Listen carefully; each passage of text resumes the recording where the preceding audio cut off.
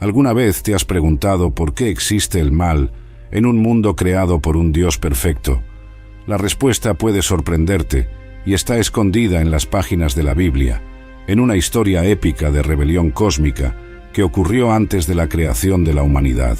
Imagina un reino celestial en perfecta armonía, lleno de seres angelicales poderosos y hermosos, creados para adorar y servir al Creador.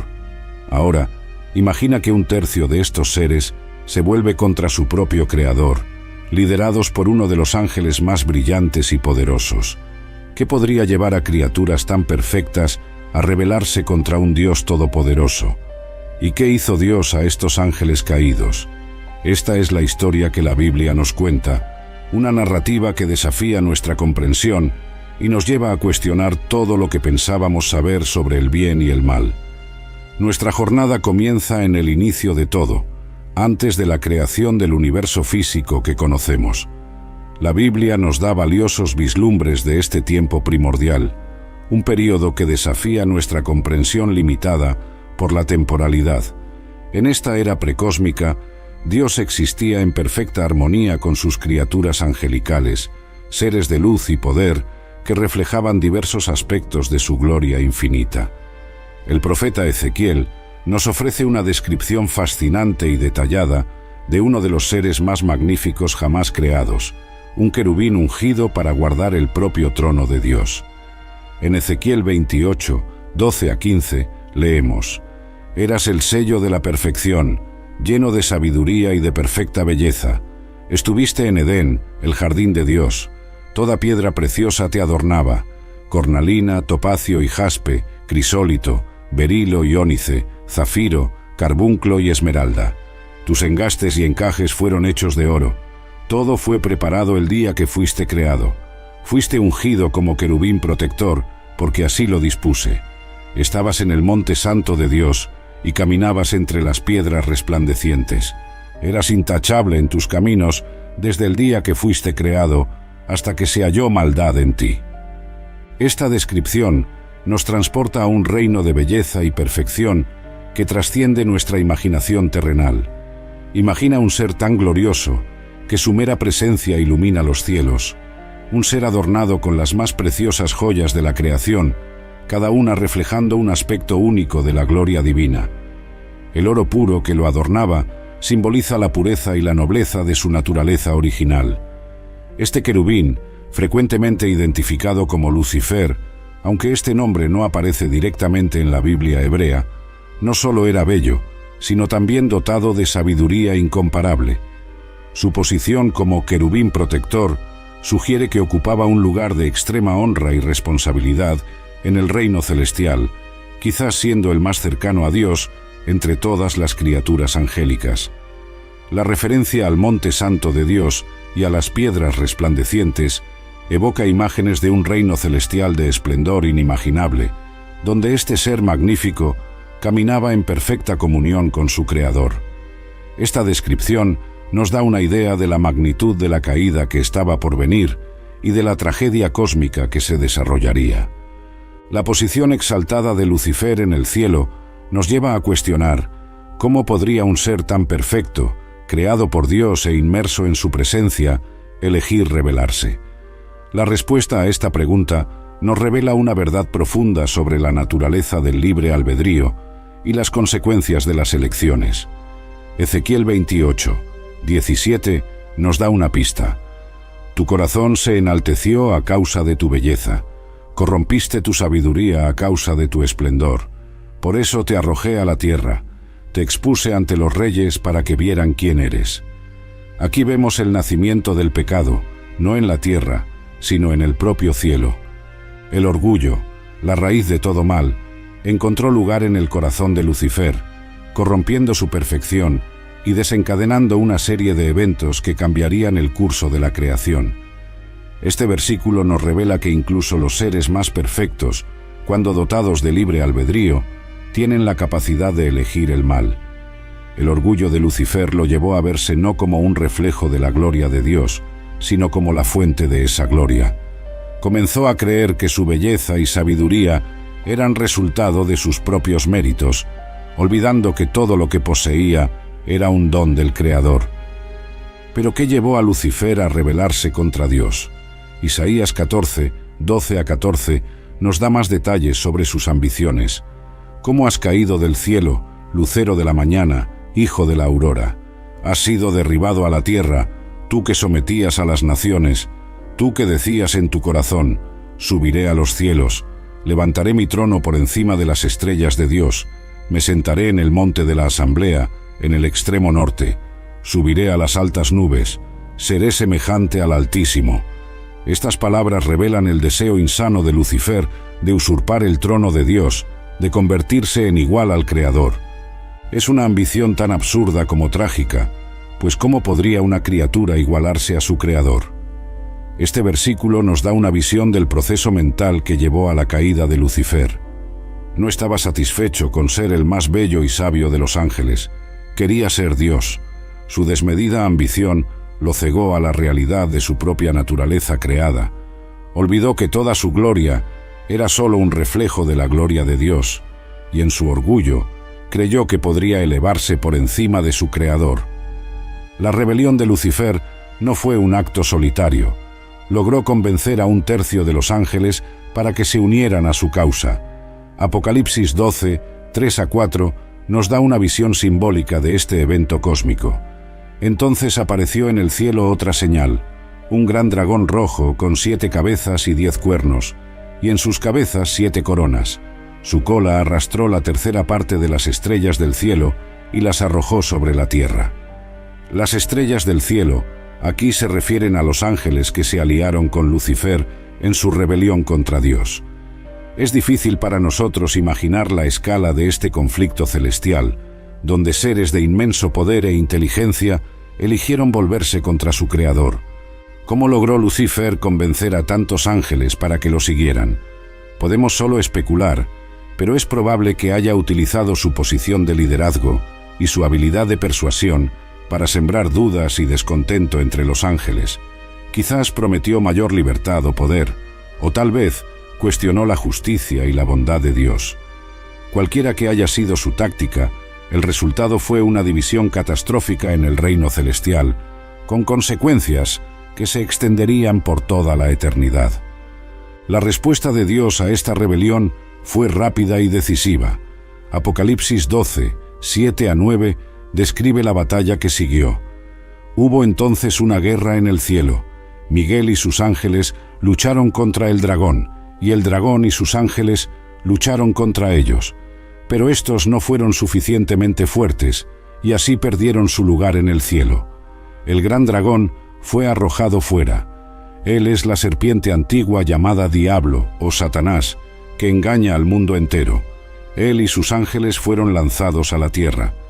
Este evento marcó la caída de Lucifer, ahora conocido como Satanás, que significa adversario, y de los ángeles que lo siguieron, ahora llamados demonios o espíritus malignos. La batalla en el cielo debe haber sido un espectáculo inimaginable, con fuerzas angelicales poderosas, enfrentándose en un conflicto cósmico. Miguel, uno de los arcángeles de Dios, lideró las fuerzas celestiales leales contra Satanás y sus seguidores. El resultado nunca estuvo en duda. Dios, en su omnipotencia, podría haber aplastado la rebelión instantáneamente. Sin embargo, permitió que la batalla ocurriera, tal vez para demostrar a todos los seres celestiales las consecuencias de la rebelión y la futilidad de oponerse al Creador. La expulsión de Satanás y sus seguidores del cielo no fue el final de su historia. Dios, en su infinita sabiduría y por razones que a menudo nos escapan, permitió que continuaran existiendo, aunque con poder y libertad limitados. Segunda Pedro 2, 4, nos da una pista sobre el destino de algunos de estos ángeles caídos. Pues Dios no perdonó a los ángeles que pecaron, sino que los arrojó al infierno, entregándolos a prisiones tenebrosas para ser reservados al juicio. Este versículo sugiere que algunos de los ángeles rebeldes fueron inmediatamente confinados, esperando el juicio final. El término griego traducido como infierno aquí es tártaro, un lugar de tormento y confinamiento para los seres espirituales más perversos. Este no es lo mismo que el Hades, el reino de los muertos, o la Gehenna, el lago de fuego del juicio final. El Tártaro parece ser una prisión temporal para estos ángeles caídos, un lugar donde esperan su juicio final. La idea de que algunos ángeles están encadenados sugiere que sus actividades fueron severamente restringidas por Dios, quizás porque sus crímenes fueron particularmente atroces o porque su libertad representaría una amenaza demasiado grande para la creación de Dios. Sin embargo, las Escrituras también indican que no todos los ángeles caídos fueron inmediatamente aprisionados. Satanás y muchos de sus seguidores parecen tener una cierta libertad de acción en el mundo. En Job 1, 6-7 leemos: «Un día vinieron a presentarse delante de Jehová los hijos de Dios, entre los cuales vino también Satanás. Y dijo Jehová a Satanás: ¿De dónde vienes? Respondiendo Satanás a Jehová, dijo: De rodear la tierra y de andar por ella». Este pasaje revela que Satanás tiene acceso tanto al reino celestial como a la tierra, aunque su posición ha cambiado drásticamente desde su caída. El libro de Job nos ofrece una visión fascinante de la interacción entre Dios y Satanás. Aquí vemos a Satanás presentándose ante Dios junto con los otros ángeles, lo que sugiere que todavía tiene algún tipo de acceso al reino celestial. Sin embargo, su posición es claramente diferente. Ya no es el querubín protector, sino un acusador, un adversario. La pregunta de Dios y la respuesta de Satanás revelan que tiene permiso para vagar por la tierra, observando e influyendo en los asuntos humanos. Esta libertad, sin embargo, no es irrestricta. Como veremos en el resto del libro de Job, Satanás solo puede actuar dentro de los límites establecidos por Dios. La actividad de los ángeles caídos en la tierra es un tema recurrente en las Escrituras. Son retratados como seres que buscan activamente alejar a la humanidad de Dios y frustrar sus planes. En Efesios 6:12, Pablo advierte: «Porque nuestra lucha no es contra carne y sangre, sino contra principados, contra potestades, contra los gobernadores de las tinieblas de este mundo, contra huestes espirituales de maldad en las regiones celestes». Este pasaje nos recuerda que, aunque invisibles a nuestros ojos, los ángeles caídos son una fuerza real y peligrosa en el mundo. Pablo usa un lenguaje militar para describir la naturaleza del conflicto espiritual en el que estamos involucrados. Los términos principados, potestades y gobernadores sugieren una jerarquía organizada entre las fuerzas demoníacas, reflejando tal vez el orden celestial del cual cayeron. La referencia a las regiones celestes indica que este conflicto no se limita al reino terrestre, sino que se extiende al dominio espiritual. Esta guerra espiritual no es una batalla física, sino una lucha por la mente, el corazón y el alma de la humanidad. Los ángeles caídos buscan desviar a las personas de Dios a través de tentaciones, mentiras y engaños, trabajando entre bastidores para influir en eventos y decisiones que afectan el curso de la historia humana. Uno de los episodios más intrigantes que involucran ángeles caídos se encuentra en Génesis 6, 1-4. Cuando los hombres comenzaron a multiplicarse sobre la faz de la tierra y les nacieron hijas, los hijos de Dios vieron que las hijas de los hombres eran hermosas y tomaron para sí mujeres, escogiendo entre todas. Había gigantes en la tierra en aquellos días, y también después que se llegaron los hijos de Dios a las hijas de los hombres, y les engendraron hijos. Estos fueron los valientes que desde la antigüedad fueron varones de renombre. Este pasaje es uno de los más controvertidos y misteriosos de la Biblia. Muchos estudiosos interpretan los hijos de Dios en este pasaje como ángeles caídos que se involucraron con mujeres humanas, resultando en una raza de gigantes conocidos como Nefilim. Esta interpretación es apoyada por varias tradiciones antiguas y por referencias en otros textos bíblicos, como Judas 1, 6-7, que habla de ángeles que no guardaron su dignidad, sino que abandonaron su propia morada y que se entregaron a la inmoralidad sexual. Si esta interpretación es correcta, representa una transgresión extrema de las barreras entre el reino espiritual y el físico, una violación del orden natural establecido por Dios. Los Nefilim, descritos como valientes que desde la antigüedad fueron varones de renombre, parecen haber sido seres de gran poder e influencia, posiblemente contribuyendo a la creciente corrupción de la humanidad antes del diluvio. Este evento demuestra el deseo continuo de los ángeles caídos de corromper la creación de Dios e interferir en su plan para la humanidad. Este evento parece haber sido tan grave a los ojos de Dios que decidió intervenir de manera drástica. Génesis 6, 5-7 relata: «Y vio Jehová que la maldad de los hombres era mucha en la tierra, y que todo designio de los pensamientos del corazón de ellos era de continuo solamente al mal. Y se arrepintió Jehová de haber hecho hombre en la tierra, y le dolió en su corazón. Y dijo Jehová: Raeré de sobre la faz de la tierra a los hombres que he creado, desde el hombre hasta la bestia, y hasta el reptil y las aves del cielo, pues me arrepiento de haberlos hecho».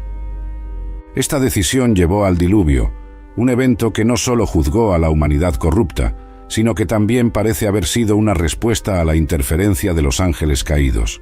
El lenguaje utilizado aquí es fuerte y emotivo, describiendo el arrepentimiento de Dios y su dolor al ver la extensión de la corrupción en la tierra.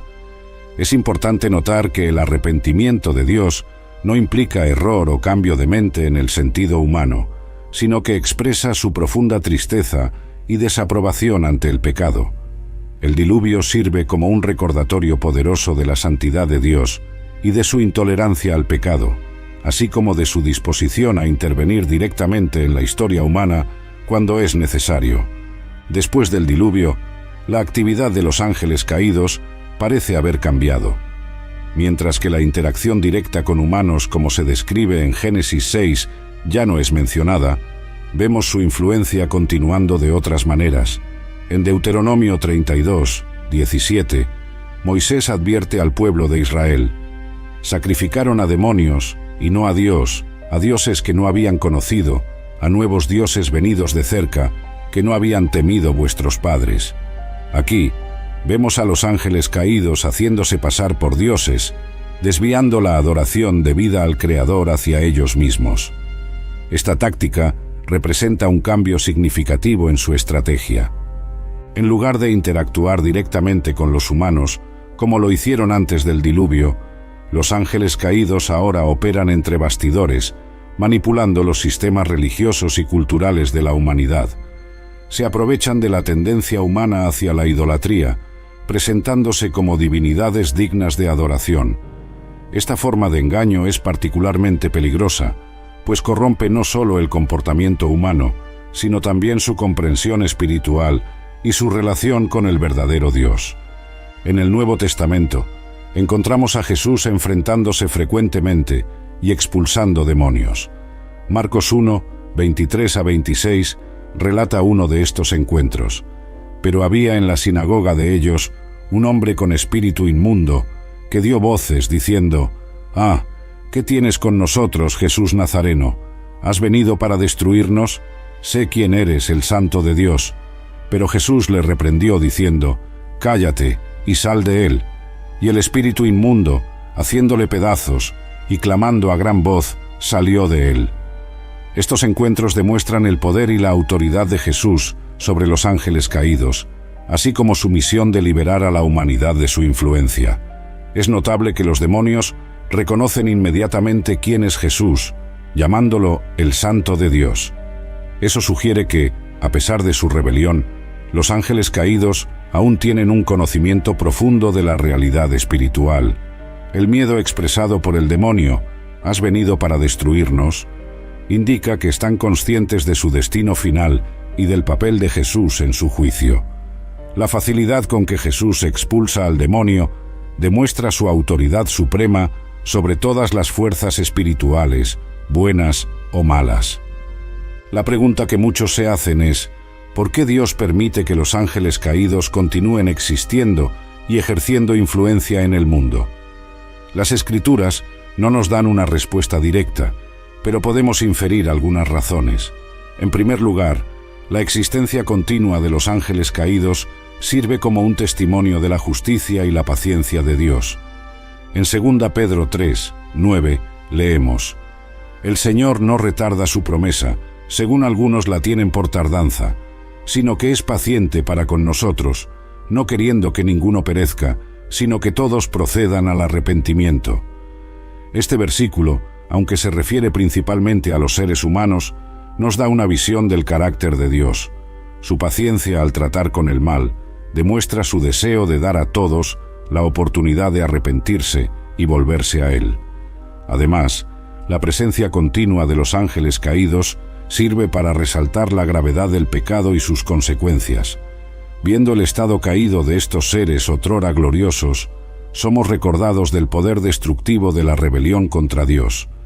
Además, la presencia de los ángeles caídos en el mundo sirve como una prueba y una oportunidad de crecimiento para la humanidad.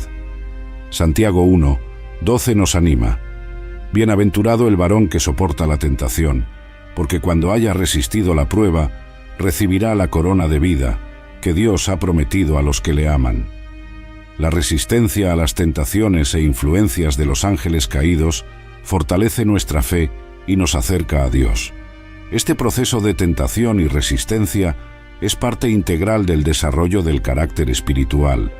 Al enfrentar y superar las influencias demoníacas, los creyentes aprenden a confiar más plenamente en Dios y a depender de su fuerza. Además, la presencia del mal en el mundo nos da la oportunidad de ejercer el libre albedrío de una manera significativa. Al elegir seguir a Dios en un mundo influenciado por fuerzas malignas, demostramos nuestro amor y lealtad a Él de una manera que no sería posible en un mundo sin tentaciones o desafíos espirituales. Es importante notar que, aunque Dios permite que los ángeles caídos continúen existiendo y ejerciendo cierta influencia en el mundo, Él ha establecido límites claros para sus actividades. El libro de Job nos proporciona un ejemplo claro de esto. En Job 1, 12, vemos a Dios estableciendo límites para las acciones de Satanás. Dijo Jehová a Satanás: «He aquí, todo lo que tiene está en tu mano, solamente no pongas tu mano sobre él». Este pasaje demuestra que, aunque Satanás tiene cierta libertad para actuar, solo puede hacer lo que Dios permite. Esto nos recuerda que, a pesar de su aparente libertad, los ángeles caídos permanecen bajo el control soberano de Dios. No pueden hacer nada sin su permiso, y todas sus acciones, en última instancia, sirven a los propósitos de Dios, aunque de maneras que no podemos comprender totalmente. Esta verdad ofrece consuelo a los creyentes, asegurándonos que, no importa cuán poderosas las fuerzas del mal puedan parecer, nunca están fuera del control de Dios. Las Escrituras también nos enseñan que el destino final de los ángeles caídos ya está determinado. En Mateo 25, 41, Jesús habla del fuego eterno preparado para el diablo y sus ángeles. Este versículo nos revela varias verdades importantes. Primero, confirma que hay un juicio final esperando a los ángeles caídos. Segundo, indica que este juicio resultará en castigo eterno. Tercero, sugiere que este destino fue preparado específicamente para ellos, implicando que nunca fue la intención de Dios que los seres humanos compartieran este destino. La naturaleza eterna de este castigo refleja la gravedad de la rebelión contra un Dios eterno y santo. Es un recordatorio solemne de las consecuencias últimas del pecado y del rechazo a Dios. Sin embargo, es importante notar que este juicio aún está en el futuro. Hasta entonces, los ángeles caídos continúan operando en el mundo, aunque dentro de los límites establecidos por Dios. Mientras esperan su juicio final, los ángeles caídos continúan activos en el mundo, buscando frustrar los propósitos de Dios y desviar a la humanidad. El apóstol Pablo nos advierte en 2 Corintios 11, 14 a 15, «Y no es maravilla, porque el mismo Satanás se disfraza como ángel de luz. Así que no es extraño si también sus ministros se disfrazan como ministros de justicia, cuyo fin será conforme a sus obras». Este pasaje nos alerta sobre la naturaleza engañosa de los ángeles caídos. No se presentan abiertamente como fuerzas del mal, sino que frecuentemente se disfrazan de bien, buscando engañar incluso a los más vigilantes. Esto puede incluir la promoción de filosofías e ideologías que parecen nobles y justas en la superficie, pero que en realidad alejan a las personas de Dios. Puede también involucrar el uso de experiencias espirituales falsas o engañosas para desviar a las personas de la verdadera adoración a Dios. Esta capacidad de disfraz hace a los ángeles caídos particularmente peligrosos y resalta la necesidad de discernimiento espiritual entre los creyentes. A pesar de la influencia continua de los ángeles caídos en el mundo, las Escrituras nos aseguran que su derrota final es cierta. El libro del Apocalipsis nos da una visión de esta victoria final. En Apocalipsis 20:10 leemos: «Y el diablo que los engañaba fue lanzado en el lago de fuego y azufre, donde estaban la bestia y el falso profeta, y serán atormentados día y noche por los siglos de los siglos». Este versículo describe el destino final de Satanás y, por extensión, de todos los ángeles caídos. Es el cumplimiento de la promesa hecha en el Edén, donde Dios declaró que la simiente de la mujer aplastaría la cabeza de la serpiente. Génesis 3:15. Esta victoria final no es solo sobre Satanás, sino sobre todo el mal que él representa. Es la culminación del plan redentor de Dios, el momento en que toda la creación será finalmente liberada de la influencia corruptora del pecado y de la muerte. Es crucial entender que, aunque los ángeles caídos son poderosos, no son omnipotentes, omniscientes ni omnipresentes como Dios. Son criaturas limitadas, por más poderosas que sean en comparación con los seres humanos. 1 Juan 4:4 nos recuerda: «Hijitos, vosotros sois de Dios, y los habéis vencido, porque mayor es el que está en vosotros que el que está en el mundo». Este versículo nos asegura que el poder de Dios en nosotros es mayor que cualquier poder que los ángeles caídos puedan ejercer. Esto no significa que no experimentaremos luchas o tentaciones, pero nos da la confianza de que, con la ayuda de Dios, podemos resistir y superar las influencias malignas en nuestras vidas. Esta verdad es un llamado a la vigilancia y a la dependencia continua de Dios, reconociendo que nuestra victoria sobre las fuerzas espirituales del mal no viene de nuestra propia fuerza, sino del poder de Dios operando en nosotros. La historia de los ángeles caídos nos enseña lecciones importantes sobre la naturaleza del pecado y sus consecuencias. Vemos que incluso seres creados en perfección, con conocimiento directo de Dios, pueden elegir rebelarse. Esto destaca la seriedad del libre albedrío y la responsabilidad que viene con él. También nos muestra que el orgullo, el deseo de elevarse por encima de nuestra posición creada, es verdaderamente la raíz de todo pecado. La caída de Lucifer y sus seguidores sirve como una advertencia solemne para nosotros. Efesios 4:27 nos advierte: «Ni deis lugar al diablo». Esta advertencia reconoce que, aunque no podemos ser poseídos por demonios como creyentes, todavía podemos darles oportunidades de influenciar nuestras vidas a través de nuestras elecciones y acciones. Por lo tanto, somos llamados a una vigilancia constante, guardando nuestros corazones y mentes contra las sutiles influencias del mal. Al mismo tiempo, la historia de los ángeles caídos destaca la increíble gracia y amor de Dios. Mientras que los ángeles que pecaron fueron inmediatamente condenados, Dios eligió redimir a la humanidad caída. Juan 3:16 nos dice: «Porque de tal manera amó Dios al mundo, que ha dado a su Hijo unigénito, para que todo aquel que en él cree no se pierda, mas tenga vida eterna». Este versículo adquiere una nueva profundidad cuando se considera a la luz de la caída de los ángeles. Dios no ofreció redención a los ángeles caídos, pero envió a su propio Hijo a morir por los pecados de la humanidad. Esto resalta el valor incomparable que Dios nos da y la extensión de su amor. También nos recuerda la seriedad de rechazar esta oferta de salvación, pues si Dios no perdonó a los ángeles que pecaron, ¿cuánto más serio será el juicio de aquellos que rechazan a su Hijo? La comprensión de la realidad de los ángeles caídos y de su influencia continua en el mundo debe llevarnos a una vida de vigilancia espiritual y dependencia de Dios.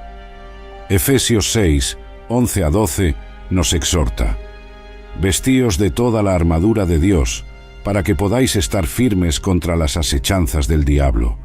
Porque no tenemos lucha contra sangre y carne, sino contra principados, contra potestades, contra los gobernadores de las tinieblas de este siglo, contra huestes espirituales de maldad en las regiones celestes. Este pasaje nos recuerda que estamos involucrados en una batalla espiritual continua. La armadura de Dios, mencionada aquí, incluye la verdad, la justicia, el evangelio de la paz, la fe, la salvación y la palabra de Dios. Cada pieza de esta armadura espiritual es esencial para resistir las estrategias y ataques de los ángeles caídos. La oración también desempeña un papel crucial en esta batalla espiritual.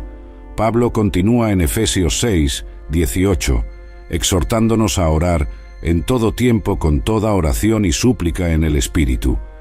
Esta dependencia constante de Dios a través de la oración nos mantiene conectados a la fuente de nuestra fuerza espiritual y nos ayuda a discernir y resistir las influencias malignas en nuestras vidas. Al concluir nuestra exploración de la historia de los ángeles caídos, nos quedamos con una comprensión más profunda de la realidad espiritual que nos rodea y de nuestro lugar en ella. Vemos que el conflicto entre el bien y el mal no es solo una abstracción filosófica, sino una realidad cósmica con consecuencias eternas. La caída de Lucifer y sus seguidores nos sirve como una advertencia solemne sobre los peligros del orgullo y de la rebelión contra Dios. Al mismo tiempo, la respuesta de Dios a esta rebelión, permitiendo que los ángeles caídos continúen existiendo, pero limitando su poder y preparando su juicio final, nos revela su justicia, paciencia y soberanía suprema. Más importante aún, el contraste entre el destino de los ángeles caídos y la oferta de redención a la humanidad a través de Jesucristo destaca el amor incomparable de Dios por nosotros. Esta historia nos llama a una vigilancia espiritual constante, a una dependencia profunda de Dios y a una apreciación renovada de la salvación que nos ha sido ofrecida. Mientras que los ángeles caídos eligieron rebelarse contra su Creador y ahora enfrentan el juicio eterno, nosotros tenemos la oportunidad de elegir la reconciliación con Dios a través de Cristo. Esta es verdaderamente la buena nueva del Evangelio, que a pesar de la realidad del mal y de la influencia de los ángeles caídos en nuestro mundo, tenemos la promesa de la victoria final de Dios y la esperanza de la vida eterna en su presencia. Que esta comprensión nos inspire a vivir con propósito, fe y gratitud, siempre conscientes de la batalla espiritual a nuestro alrededor, pero confiados en el poder y el amor de Dios que nos sostiene.